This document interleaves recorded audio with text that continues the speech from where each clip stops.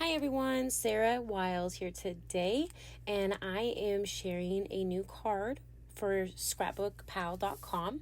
I am using Honeybee Stamps Lovely Layers Hummingbirds, and then I'm also using Across the Miles stamps and die cuts together. I also actually slip in the Spellbinders detailed embossing folder, the Plaid company, sorry. I use that for my background in the end. I did start out by showing you the dies of the hummingbird. They are gorgeous, but instead of watching me cut it all out and my desk shake and everything, I figured I would cut that out.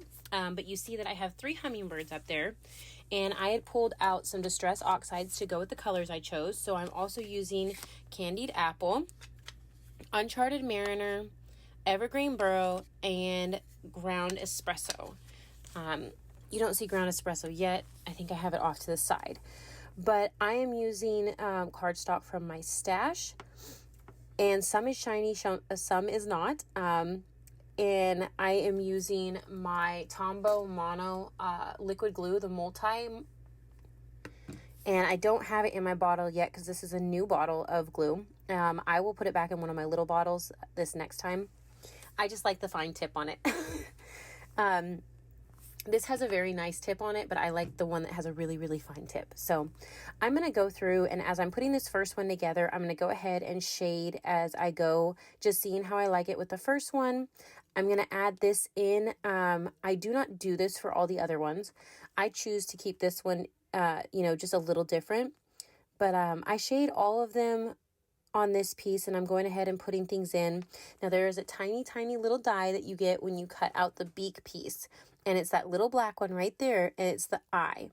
Now I was not careful. I got glue on my fingers, so right there I'm moving the eye back into place. And I pretty much do that with every single one. Now this one I had put some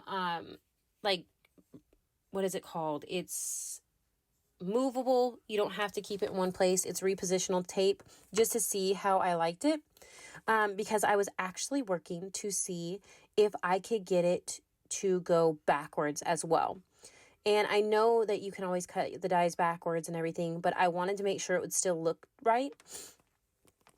So I had barely tacked some of that down with removable tape just so I could see what I was doing and see what I thought it would look like. And so you'll also be seeing me do one backwards. And all you have to do for that, I turn my paper over because, like I said, some of my papers are sparkly and some are not.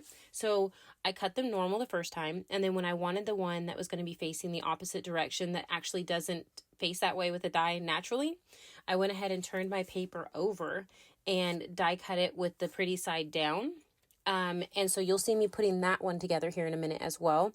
But that way it still has the same textures and stuff. It may not have all the exact same inlays as the wings and stuff like that. You may not see every bit of that detail, but you can still get the hummingbirds to go both ways.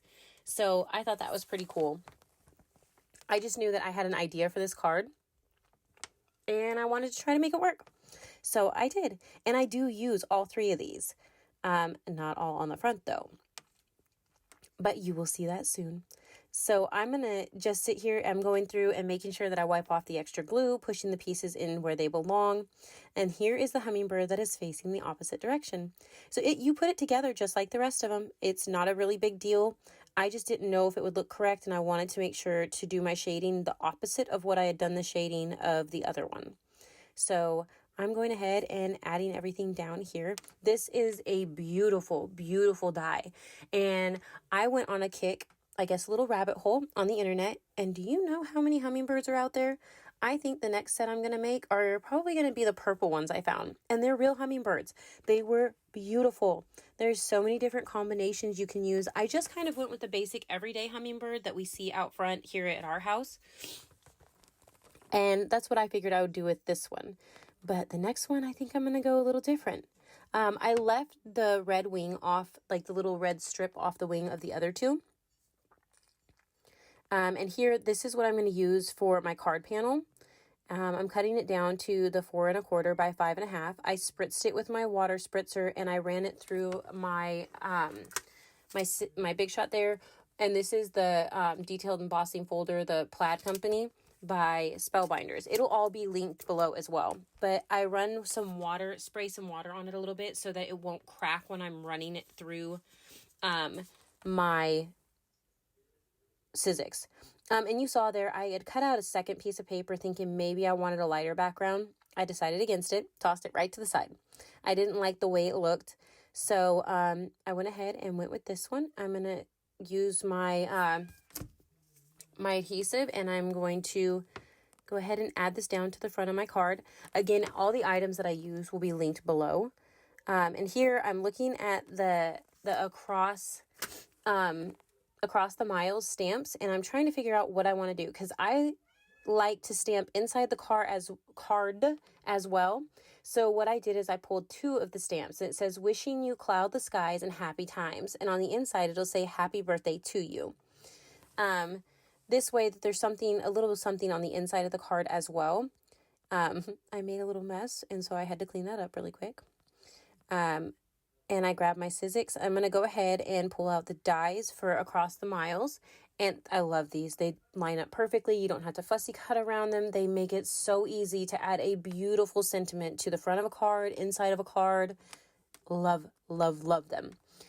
So here I just went ahead and grabbed some of my my little blue tape there. Honestly, I can't remember what it's called. But it makes it to where I can go ahead and run my stuff through, and the dies are not going to move. And so I'm going to go ahead and put those dies back here in a second, and then I'll pull my hummingbirds back out and my card front.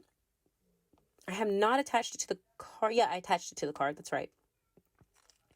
So I'm kind of doing my setup here of what I want. It's very simple and everything, but I love these hummingbirds, and I kind of want them to be the thing that shines. So I'm going to go ahead and use liquid glue because of the embossing, and I'm going to glue these down to the front of my card. And I'm going to go ahead and do the same thing for the words. I'm going to go ahead and glue those down. And once I get everything positioned where I want it, I'm going to go ahead and open the card, and I'm going to use this the happy birthday to you and put it on the inside. And then I'm going to grab the other hummingbird and have it sitting right on top of the happy for the happy birthday to you.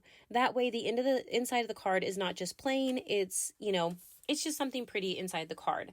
Here I went ahead and grabbed my Uncharted Mariner, and I'm just going to go ahead and put a little bit around the outside just to add a little more color, a little more dimension to it. And that will be the end of this card for me. I really hope that you enjoyed this. Make sure to check out the ScrapbookPal blog, and make sure to check out the ScrapbookPal website as well and see all the beautiful things that are coming in. Make sure to like and subscribe so that you're notified when anybody from the team uploads, and you can see the beautiful processes they come up with. I really hope that you enjoyed this, and thank you again. You have a great day.